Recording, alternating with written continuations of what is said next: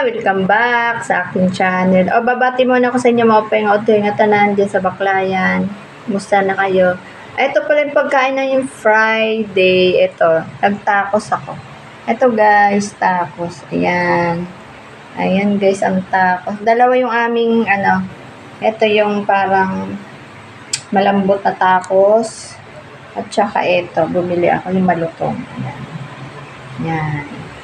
Ayun guys, may prutas pala ako. Bumili ako ng pinya. Nakabili ako ng malaking pinya. Yan. Ang mahal naman. O, may cheese.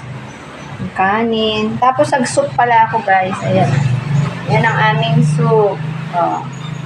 Ayan, maraming gulay. Puro gulay yan. Para healthy. Healthy body. Ayan guys. Yan ang aming pagkain for today.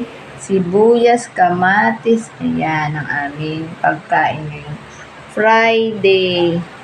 Yan. Dapat ako, magmumunggo ako. Kaso lang baka hindi kainin ng mga anakis ko. Hindi na sila masyadong maano ng munggo. Paano papaalam na ako sa inyo? Bye!